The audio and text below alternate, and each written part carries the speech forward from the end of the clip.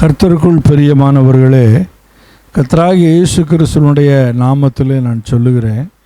இன்று உலகத்திலே சபைகளிலே, தேவாலயங்களிலே, சபைகளிலே என்ன நிலைமைகள் இருக்கிறது என்று சொன்னால், முதலாவது ஒன்றும் தெரியாதவர்களாய் ஆலயத்துக்குள்ளே கடந்து வருகிறார்கள்.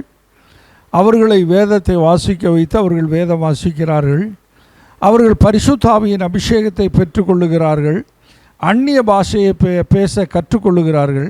இந்த காரியங்களெல்லாம் சபையில் நடந்த உடனே அந்த விசுவாசி ஊழியக்காரனை எப்படியாய் நினைக்கிறான் என்று சொன்னால், மிகவும் அற்பமாக நினைக்கக்கூடிய ஒரு காலகட்டங்களாய் வந்துவிட்டது.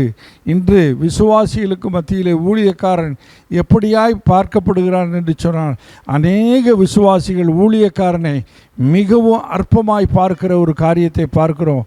இங்கே கர்த்தராகிய இயேசு கிறிஸ்து ஒரு ஊருக்கு கடந்து செல்கிறார். அங்கே லாசரு என்று சொல்லுகிறதான மனுஷன் மரித்து போனான். அவனை அடக்கம் செய்ய அவர் அங்கே அடக்கம் செய்த இடத்திற்கு அவர் வருகிறார். கல்லை புரட்டி விடுங்கள் என்று சொல்லுகிறார். கல்லை புரட்டி தள்ளினார்கள். இயேசு கிறிஸ்து லாசருவே எழுந்து வெளியே வா என்று சொன்னார். அவன் உயிரோடு எழுந்து வெளியே வந்து விட்டான். ஆனால் இதில் பாருங்கள், அவன் பிரேத சேலைகளினாலே சுற்றப்பட்டவனாக இருந்தான். பிரேத சேலைகள் அவனுக்கு முழுமையாய் சுற்றப்பட்டிருந்தது. இங்கே இயேசு கிறிஸ்து சீஷர்களை பார்த்து தான் சொல்லுகிறார். சீஷர்களை பார்த்து சொல்லுவார், அந்த கட்டுகளை அவிழ்த்து விடுங்கள் என்று சொல்லி. என் அன்பு சகோதரனே, சகோதரியே, நீங்கள் எந்த விசுவாசியாக இருந்தாலும் சரி, எந்த சபையின் விசுவாசியாக இருந்தாலும் சரி, உங்களுக்கு இருக்கிற கட்டுகளை அவிழ்க்க வேண்டும் என்று சொன்னால் அது ஊழியக்காரனாலே மாத்திரம்தான் முடியும். அந்த அதிகாரத்தை ஊழியக்காரனுக்கு மட்டும்தான் கொடுத்திருக்கிறார்.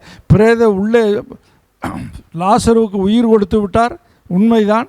ஆனால் பிரேத சிலையை அவிழ்க்க சொன்னது சீசரிடத்தில் சொல்லி அவிழ்த்தபடியினாலே கட்டுகளை அவிழ்க்கக்கூடிய அதிகாரம் ஊழியக்காரர்களுக்கு உண்டு என்பதை இதன் மூலியமாய் கர்த்தராகிய இயேசு கிறிஸ்து உங்களுக்கு சொல்லுகிறார். ஆமென்.